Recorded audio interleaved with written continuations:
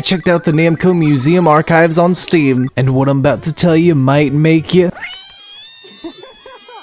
The archives are a set of old Namco arcade games, and I'm going to be showing you the game's quality, the glitches, and the insane price of this mess of an archive, and also how I'd rank the games in fun. Now let's get into it. Starting off, let's look at the game's quality. When I first bought this, I was expecting to get what the PS2 had for these kinds of games, and the games on it were super fun, so when I saw it on Steam, I had to get it. But Steam's Namco archives aren't the same versions of the game. The games off Steam's archives are very low pixel versions of the games, and they have a very slow and unfinished feel to them, kind of like off-brand versions of the games. A good example for this would be PacMan. Everyone's seen and played PacMan. It's a fun little maze type game. But this version off Steam's archives just feels slow and unfinished, and a lot of the time the inputs don't work. I'll be pushing like upper right or something and the inputs just won't go through, and PacMan will just keep going straight like a drunk man looking for a lost beer. Kinda sucks because PacMan's usually a really good game. Now, the games already feel bad to play, but what happens when there's bugs and glitches in them too? To be honest with you, I haven't really played the game enough to find any horrible glitches, but the few that I found were kinda cool to see.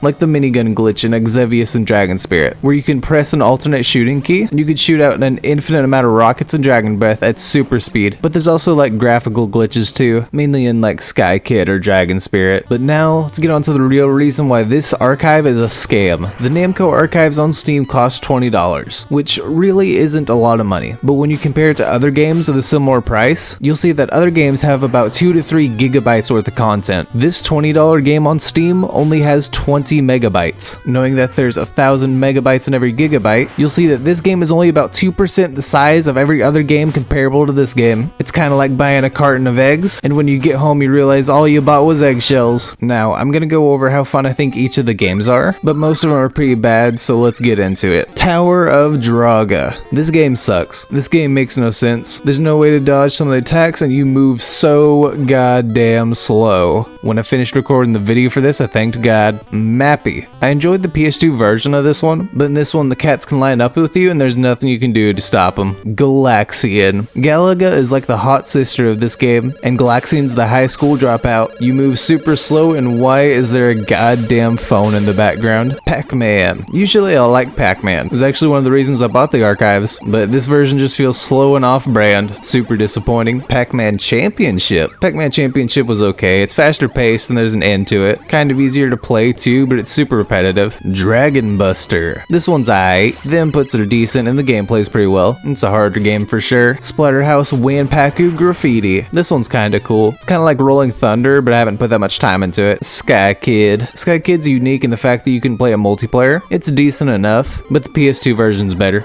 Dig Dug. I actually really enjoyed Dig Dug. Even this low pixel version was enjoyable. Sevience. This game was tied with Dig Dug. I enjoyed Sevience. It was a good bit of fun. And if I ever open the archives again, I'll probably play it again. And finally, Dragon Spirit. This game's actually the reason I bought the archives. The graphics in it are pretty shit, but it's close enough to the PS2 version, and it was decently fun. And that's all of them. In my opinion, the PS2 version's better, and the one on Steam's a scam. Alright, that's the end, bye.